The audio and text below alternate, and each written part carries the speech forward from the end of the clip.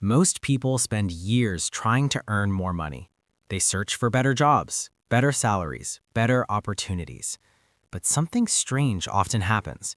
Even when income increases, financial stress doesn't always disappear. People earn more, yet they still feel behind. They still feel pressure.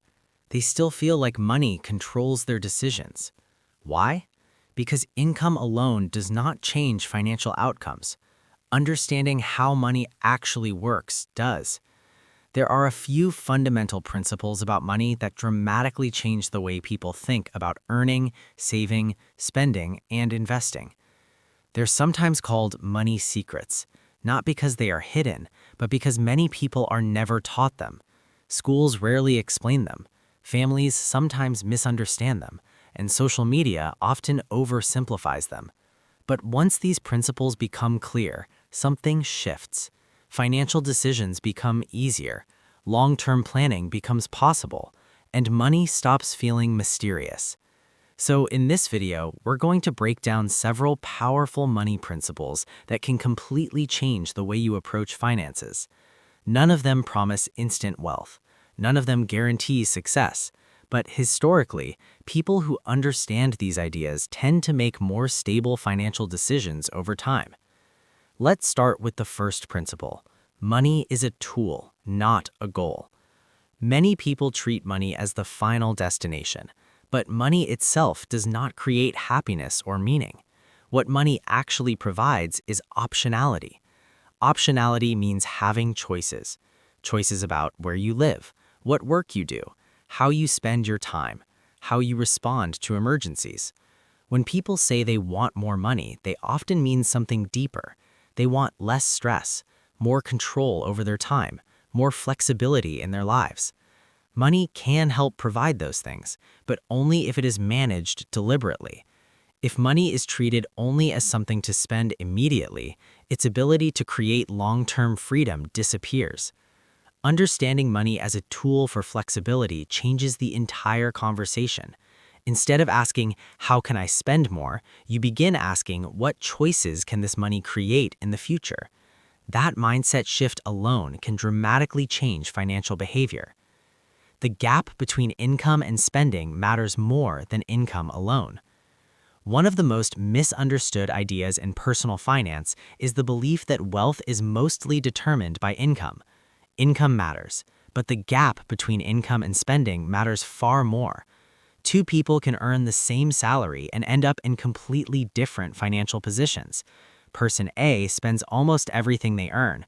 Person B consistently saves and invests part of their income.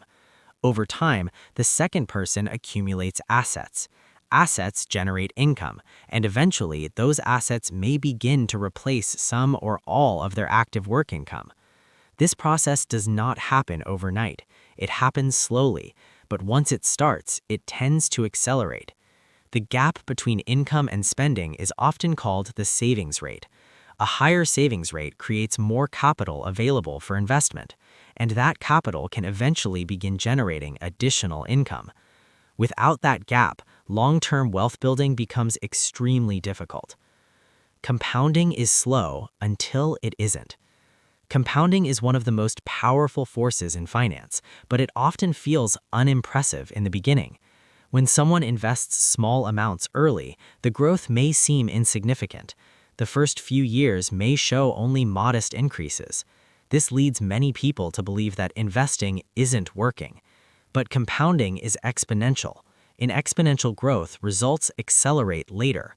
Returns generate additional returns. Those returns generate even more returns. Over long periods of time, the curve steepens. This is why starting early often matters more than investing large amounts later. Time allows compounding to do its work. Without time, compounding loses much of its power.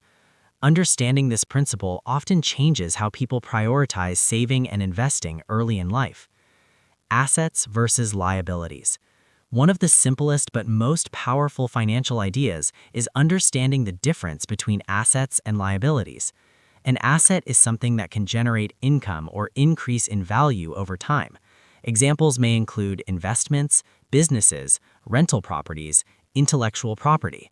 A liability is something that requires ongoing payments or loses value over time. Examples may include consumer debt, depreciating purchases, high-interest loans. Many financial struggles occur when people accumulate liabilities faster than assets. Expenses rise, but income-producing assets do not grow. Over time, this imbalance creates financial pressure. The opposite strategy is gradual asset accumulation. Assets may eventually generate income streams. Those income streams can reduce reliance on active labor. This process takes time, but understanding the difference between assets and liabilities often changes spending decisions. Time is your most valuable financial asset. People often focus on money itself, but time is actually the more limited resource. Money can sometimes be earned again, time cannot. Every financial decision involves a trade-off between money and time. Working more hours can increase income, but it reduces time. Spending money can save time, but it reduces financial resources. The goal is not maximizing one at the expense of the other. The goal is balancing them intelligently. Financial planning often becomes easier when viewed through the lens of time. For example, investments can eventually generate income that reduces required work hours. That income effectively buys back time. This is why many people pursue long-term investing strategies. They are not just growing money, they are increasing future time flexibility. Risk and reward are connected. Many financial discussions online present investments as either completely safe or extremely risky. Reality is more nuanced. Higher potential returns usually involve higher risk. Lower risk typically means lower potential returns. Understanding this relationship is essential. It helps prevent two common mistakes. The first mistake is avoiding all risk entirely. This can limit long-term growth. The second mistake is chasing extremely high returns without understanding the risk involved. Balanced investing often involves diversification. Diversification spreads investments across different assets. This reduces the impact of any single investment performing poorly. Understanding risk does not eliminate uncertainty, but it helps manage it. Financial independence is about control, not luxury. When people hear the phrase financial independence, they often imagine extreme wealth, but financial independence simply means having enough resources to support your basic needs without relying entirely on active work income. For some people, that number may be very large. For others, it may be modest. The important idea is independence from necessity. When basic expenses can be covered by investments or passive income sources, something important happens. Work becomes optional rather than mandatory. That shift can change how people choose careers, how they negotiate salaries, how they spend their time. Financial independence is less about luxury and more about flexibility. Behavior often matters more than intelligence. Many successful long-term investors are not financial experts. What they often share instead is consistent behavior. They save regularly, they avoid extreme speculation, they stay invested during difficult market periods, they make decisions based on long-term thinking rather than short-term emotion. Financial markets can be unpredictable in the short term, but disciplined behavior over long periods historically produced more stable outcomes than reactive decision-making. Understanding money is important, but behavior determines whether that knowledge is applied consistently. Midpoint reflection. At this point, a pattern begins to emerge. Most of these money secrets are not complicated. They are actually simple ideas, but simple does not mean easy.